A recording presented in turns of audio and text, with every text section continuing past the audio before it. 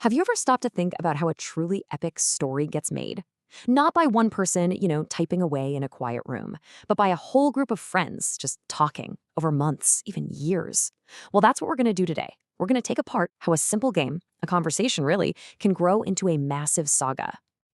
So, picture this. You're in some dark, underground room. There's this mysterious figure with antlers standing at a pulpit, and his voice is just echoing everywhere. You can feel the danger, the ritual in the air. This is the story. And then there's this, a totally casual, out-of-character comment. It's a moment that just pulls the curtain right back and reminds you that there are real people behind these characters. And that constant jump, from this intense drama to just friends talking, that's the secret sauce. That's how this whole thing works. So yeah, this is the story of a story.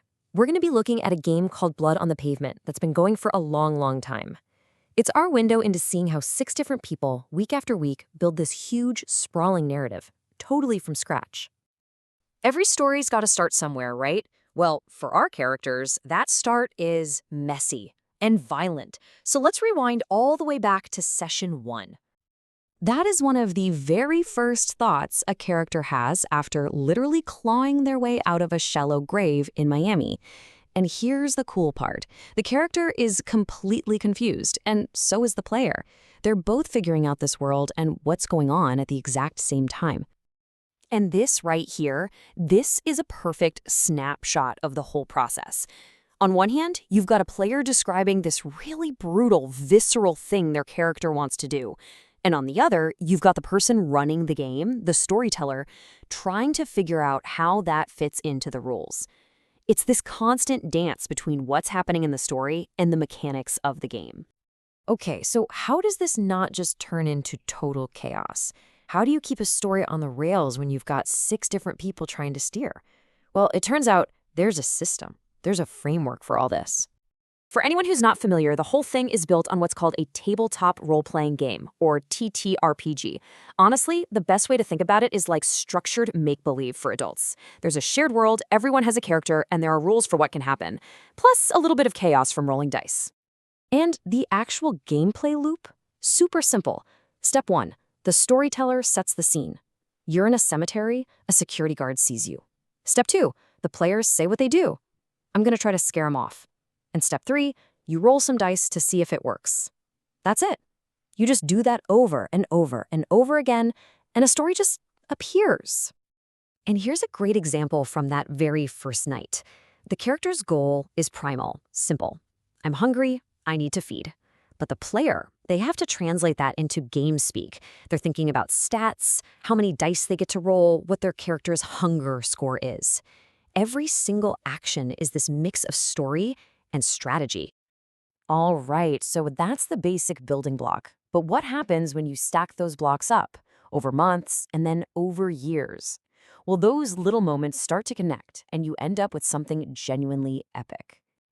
The whole thing kicks off in May 2023 with them waking up in that cemetery.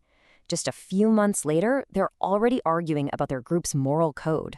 Fast forward a year, and they're a tight-knit crew on a dangerous job. And by late 2025, they're facing the really heavy consequences of the lives they've been leading. We're not talking about a story that gets told in a weekend. This is a real commitment. For more than 730 days, 2 years of real-world time, these players have been showing up to build this world together. And you can totally see how much the stakes have ramped up. This is from way later in the game. The storyteller isn't just asking, "What do you do anymore?" No. They're pointing at 2 specific players and asking for their next move while they are actively being shot at. The problems are way more complex, and there's 0 script. See, that kind of long-term play doesn't just make for a long story. It creates a real identity, a shared history that means something, because the people at the table built it together, one decision at a time. And this is the key. The players get to define who their characters become. These pack tenets, these rules they all argued about and agreed on way back in the beginning, they're not just game rules, they're their constitution. They are literally the authors of their own morality in this dark, twisted world. But here's the thing.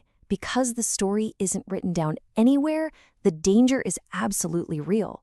The roll of the dice, a bad decision, it can lead to something nobody wanted or planned for. It can mean losing a character someone has poured years of their life into. And this is exactly what went down in Session 24. A character named Norax, who'd been there from day one, is just gone, killed in this sudden, brutal way. It's a huge shock, and it wasn't some plot twist planned by the storyteller. It just happened because of the choices made and the luck of the dice. It proves that in this story, nobody is safe, and that makes every decision matter. But even after a tragedy like that, the story doesn't just stop. You want to know why?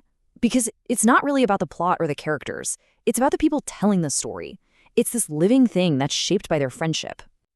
In between all the life and death horror, you get moments like this. Just a bunch of friends hanging out, having a silly argument about how loud car engines should be. This stuff, the banter, that's the foundation. That's the trust and community that makes the whole thing possible in the first place. Which leaves us with one last big question. You know, with a book, it's easy. There's one author.